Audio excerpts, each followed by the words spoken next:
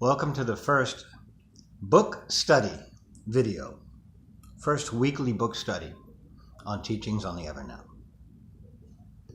And this week's book is one of my favorite books, A Course in Miracles. To me, when I say book study, I usually refer to A Course in Miracles. So the way it works is first you have to know what a miracle is. What really constitutes a miracle? It means it must go beyond your science. It must go beyond the science in the mind of everybody around, because it cannot be called a miracle. Otherwise, can it? Well, in order to be a miracle, it must be supernatural. That's why there is a book called A Course in Miracles that supposedly, and I like that word, is written by Jesus, the whole text through. So, the introduction says, this is A Course in Miracles. And it's just one paragraph before it gets interesting, by the way. It is a required course. Only the time you take it is voluntary. Free will does not mean that you can establish the curriculum. It means only you can elect what you want to take at a given time. The course does not aim at teaching the meaning of love, for that is beyond what can be taught. It does aim, however, at removing the blocks to awareness of love's presence, which is your natural inheritance. Miracles are your natural inheritance. The opposite of love is fear. But what is all-encompassing can have no opposite. Notice they say fear, not hate.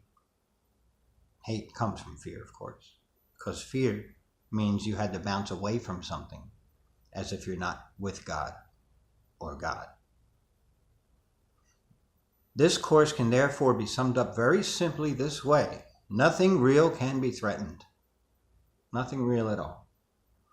Nothing unreal exists. Nothing unreal at all.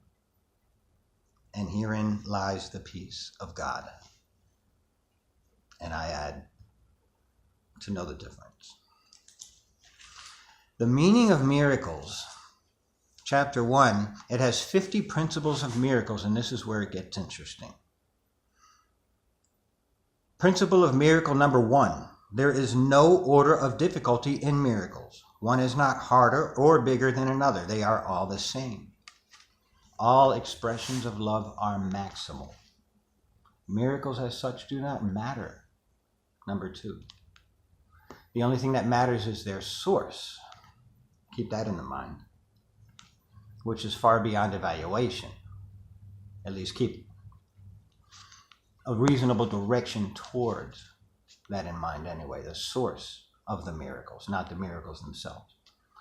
Number 3, miracles occur naturally as expressions of love. The real miracle is the love that inspires them. In this sense, everything that comes from love is a miracle.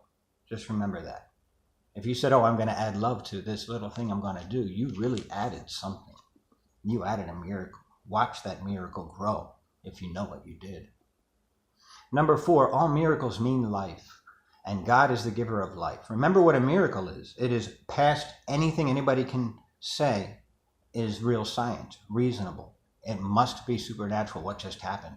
Just remember, that's what a miracle is. So that's what I'm talking about here, what the book is talking about. God is the giver of life. His voice will direct you very specifically. Don't worry that God's going to whisper. Don't worry, God's going to whisper. His grace covers that. It's not a whisper. You will know. In this sense, everything that comes from love is a miracle. Well, I already said that. You will be told all you need to know. Number 5, miracles are habits. Whew. Miracles are habits. Think about that. And should be involuntary. They should not be under conscious control. Conscious selected miracles can be misguided. Number 6, miracles are natural. When they do not occur, something has gone wrong.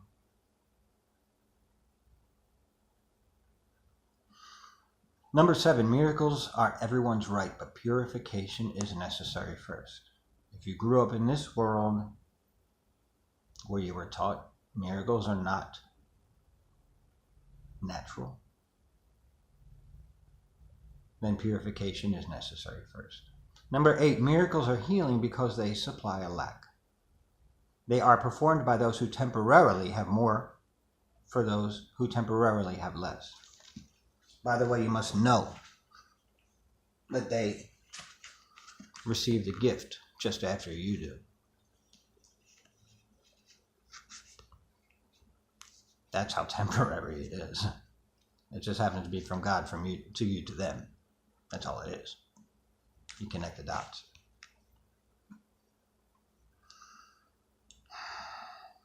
Number 9, miracles are a kind of exchange. Like all expressions of love, which are always miraculous in the true sense, the exchange reverses the physical laws. They bring more love both to the giver and the receiver. This is where everyone must understand that when you are dealing with God's energies, you are dealing with a win-win situation between you and enemy. That's who God is, that's what God is. The devil's in God. You study as much of the devil that keeps you with the whole of it. Because in the end, everything is from God anyway. Let's get back to studying God. Number 10, the use of miracles as spectacles to induce belief is a misunderstanding of their purpose. Now, I want you to know something right now about that. There's something called a gamma timeline that's happening right now, where miracles will be happening right in front of you. And yes, you can ask, if you're so great, why don't you do this? I'll make sure that the person asking and anybody hearing hears, well, it's not me that's so great, because it's always the source that I'm getting the grace from. But the grace is quantum. So if you want me to ask for it to rain for 15 minutes, okay. As long as it's not taking away or something. Propensity is, probability is, that's not going to be the case. Unless there's a need for some request like that. Just letting you know. Principle of miracle number 11. Prayer is the medium of miracles. It is a means of communication of the created with the Creator. Through prayer, love is received, and through miracles, love is expressed. People need to understand what prayer is. Prayer is just a contemplating of God's vastness and oneness, if it means everything and anything, plus, plus, plus. The all of the all of the all, plus, plus, plus. And then put your mind to it for a while. Where you went there is where you want to go often. Well, you'll know you want to go there often because you are God's child. Now, when it says created, being a child is still created. But the only difference between you and God, and I mean the only difference between us and God, each of us individually, is that God created us, but we did not create God. So therefore, whatever we do must come from God to us, or else we're dreaming and asking for drama. Lots of drama. So what's the source?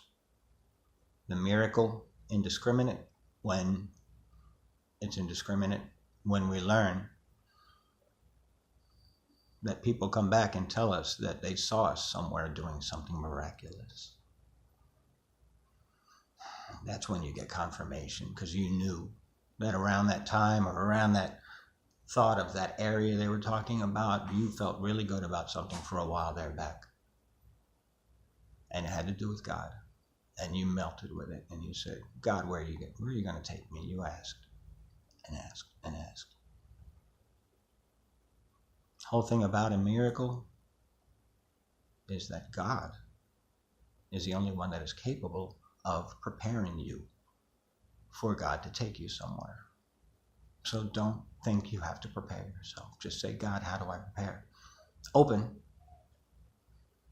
And just remember, it's only coming from the all of the all of the all plus plus plus. Good name.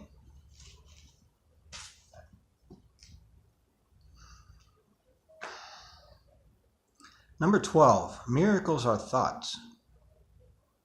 The thoughts can represent the lower or bodily level of experience, or the higher or spiritual level of experience.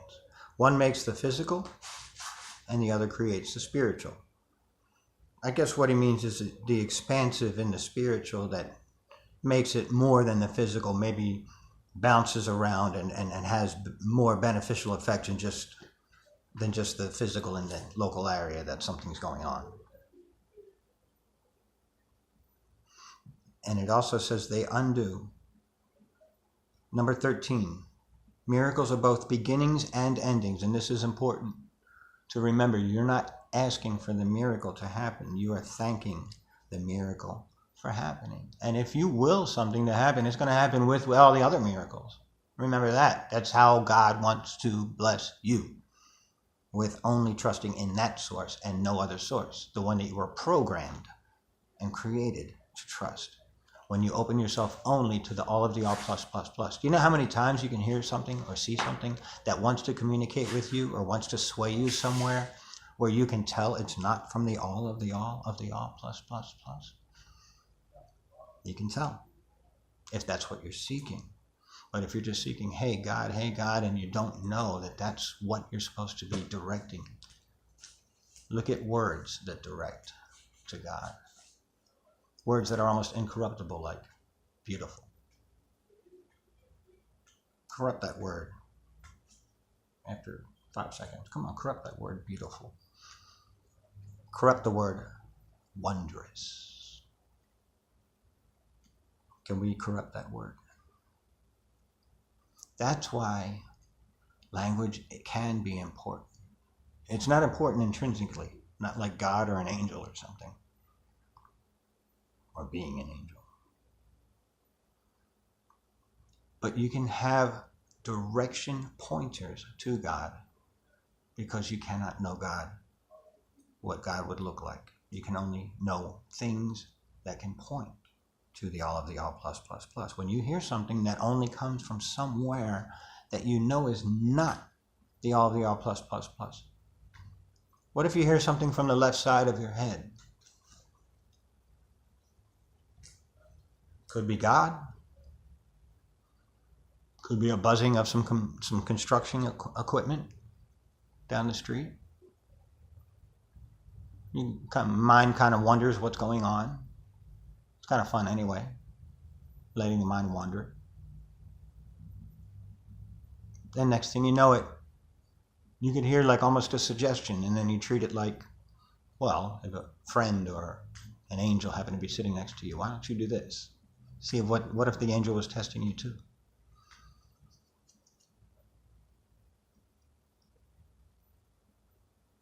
Then you hear something that even if it's from this side or that side, you can tell it welled up inside you before it even came out to you. You can tell that was cellular, that was astral, that was almost crystalline. That was from the all of the all plus plus plus, when it's electronic almost, when it sounds like somebody could turn up a volume and make it a little louder. That's different. So it doesn't matter the direction, it matters the feeling. And you can tell the difference as a human being. Is it from the all of the all plus plus plus? I like words like that spread it out into a mist, but in the right directions. The mind that carries lions, to lay down hungry as hell, and then Daniel walks out and says, "Hey, feed me."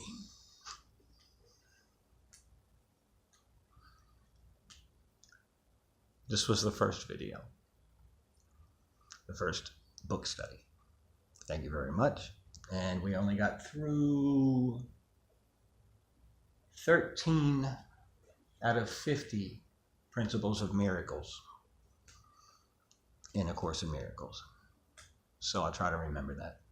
I'll start from number 14 the next time I'm reading from this book. I'll see you in the next videos.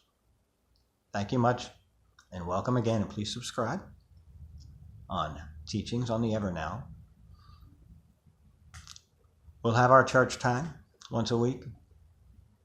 We'll have our book study once a week, and we'll have another one, which will have a guest once a week. Thank you very much, and I hope you subscribe, ring that bell, like this video, like all the other videos, like the funny little guitar thing that I want to play a better one later with an electric. Who knows, maybe not. Goodbye.